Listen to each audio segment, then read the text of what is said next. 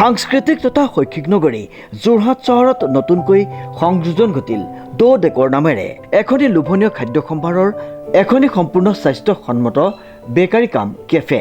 দ ডেকৰ কেফেটেৰিয়াত আপোনালোকে যোৰহাটতে থাকি ল'ব পাৰিব Italy, Israel, Switzerland, South Africa, Peru, USA আদি ঠাইৰ কেক, পেষ্ট্ৰি, কুকিজ আদি লোভনীয় খাদ্য সম্ভাৰৰ। যিকোনো পাৰ্টিৰ বাবে অৰ্ডাৰ কৰিব পাৰিব এইসমূহ লোভনীয় খাদ্য সম্ভাৰ।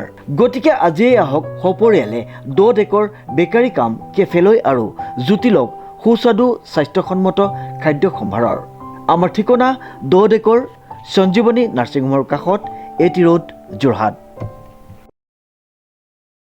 Good evening viewers, welcome to News Now. In the studio, I am Alfil Hajorika. Let's see today's news. Jorhat dominates the high school examination. Two students of Pragya Academy, Jorhat have secured the top positions. Jorhat dominates the high school examinations. Two students of Pragya Academy, Jorhat have secured the top positions. Amisha Saikia have been secured the first place in Assam. Amisha Saikia scored a total of 591 marks. She scored 100 out of 100 marks in Assamese subject. She also scored 100 out of 100 marks in mathematics. Anirban Boragohai of Pragya Academy secured third place in the Higher Secondary Leaving Certificate examination. Anirban Boragohai scored 589 marks. তেওঁলোক সঁচাকৈ প্ৰত্যেকজনে খুব ভাল।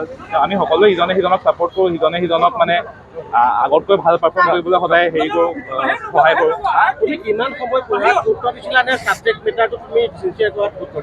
মই main কথাটো হৈছে চাওক, যিমান সময় পঢ়োঁ নপঢ়োঁ সেইটো আমি ক'ব নোৱাৰোঁ, কিন্তু যিমান ভালকৈ পঢ়োঁ সেইটো আমি যিমান সময় পঢ়োঁ ভালকৈ পঢ়িব লাগে। মোৰ কথা সেয়াই।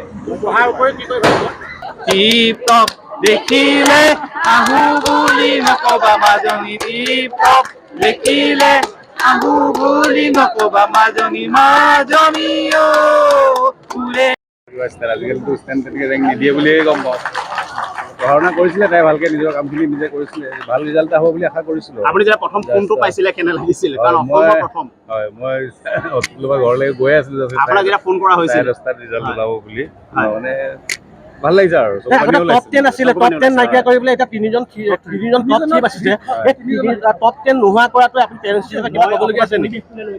ভালেই কৰিছে, এইটো ৰেংক তেনেকৈ দিয়াটো মানে কি আৰু কিছুমানে 1-2টাই এতিয়া অলমষ্ট 1-2-3 ডেজিগনেটেড কৰিছে যদিও অলমষ্ট ইয়াৰ মেক্সিমাম ষ্টুডেণ্টে 90+ পাইছে। মই গম পোৱা লাগে নাই বেছি ডিফাৰেঞ্চত, এইটো আৰু ডিমাৰ্কেশ্যন নকৰিলেও হয়। সমবিতৰণ হৈছে ভালেই হ'ব লাগে, নহয় জানো? তেতিয়া সকলোৰে আক্ষেপ নাথাকে যে একত নেপাল মই পঢ়িছোঁ। সেইটোৱে আজিকালি চবে সেইটোৱে ট্ৰেণ্ডত গৈ আছে, CBSEও তেনেকুৱা কৰিছে। নামটো প্ৰজ্ঞা, কামো প্ৰজ্ঞা হৈছে।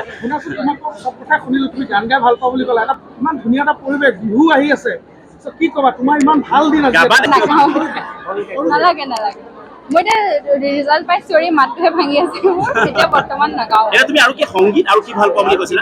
আৰু নৃত্য কৰি ভাল পাওঁ। নৃত্য তুমি শিকি আছা? নৃত্য মই শিকি হৈ গ'ল। কি শিকিছিলা নৃত্য? কথক শিকিছিলো মহুৱা মেমৰ ওচৰত, আৰু মোৰ বিচাৰ কমপ্লিট হ'ল এবছৰ আগত।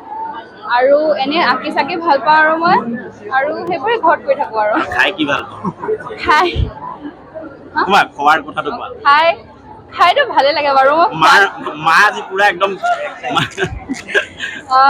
খোৱাত মাংসটো খাই ভাল লাগে। আৰু এনে মাজে মাজে বাহিৰলৈ ওলাই যাওঁ, যেতিয়া মানে টেনশ্যন এনেকুৱা হৈ যায় যে মানে অলপ বেয়া লাগিছে আৰু মনটো, যে পৰীক্ষা এনেকুৱা হ'ব তেনেকুৱা হ'ব, তেতিয়া মাৰ লগত ভাইটিৰ লগত এনেই বাহিৰত গানৰ কলিতা কোৱা আমি আজৰি হৈ যাব পাৰোঁ। ইফালে অনিবানে আহিছে তুমি গাম বুলি ক'লে এফাকি গাই দিলে মানে আমি আজৰি হৈ পাৰিম। নাই তুমি এটা কথা কোৱা, কি কৰিবা? তুমি কি কৰিবা? এবাৰ শুনিব বিচাৰা, অসমৰ লক্ষ লক্ষ মানুহে চাই আছে, ইয়াৰ পিছত কি তোমাৰ এইম কি? মই ভাল মানুহ হ'বা ক'লাই, আৰু এইম কি? এইম 11th ভালকে কৰিব লাগিব। মই JEE পৰীক্ষা দিম বুলি ভাবিছোঁ, আৰু সেইটোত ভালকৈ উত্তীৰ্ণ হ'ব লাগিব, আৰু তাৰপিছত ভাল এখন কলেজত, আৰু তাৰপিছত এনেই মোৰ 2টা মন আছে, এটা এষ্ট্ৰফিজিক্স আৰু এটা ছফ্টৱেৰ ইঞ্জিনিয়াৰিং।